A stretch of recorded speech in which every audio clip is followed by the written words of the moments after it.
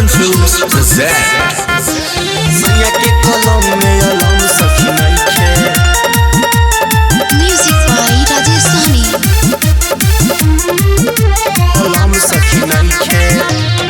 ए सखी मन भर ना जाना मिलता रे, रोज रात में पलंग नहीं हिलता रे, पलंग नहीं हिलता रे।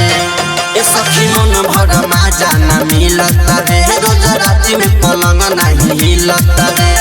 जब धरिया कावारी तब हम लागे ओइठे, हमरा सैया के कलम में अलम सखी नइखे। मोरे राजा के कलम में अलम सखी नइखे। सैया के कलम में अलम सखी नइखे, अलम सखी नइखे। रिया रिकॉर्डिंग स्टूडियो नरकटियागंज। सखी नइखे, अलम सखी नइखे। बहुत रहल खोर बानी असर न बाटे, नहीं है के यार खानी भतर न बाटे, भतर न बाटे।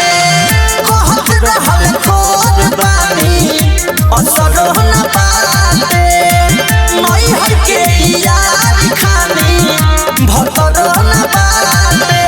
ना खेले मन भर खेला अब खुदी पलंग पर बहिछे, बहिछे। हमरा सैया के कलम में अलम सखी नइखे। मोरे राजा के कलम में अलम सखी नइखे।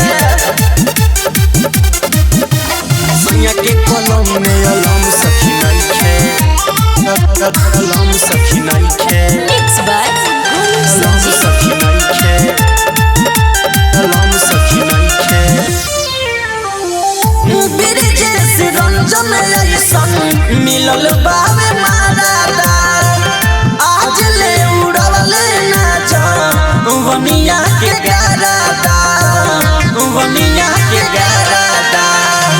गोलू सना जीव ऐसन मिलल बावे मारादा, आज ले उड़वले ना जा वनिया के गारादा। सुन राम बोले नितेश तने का तोहर सदम नइखे। हमरा सैया के कलम में अलम सखी नइखे। मोरे राजा के कलम में अलम सखी नइखे। रिया रिकॉर्डिंग स्टूडियो नरकटियागंज।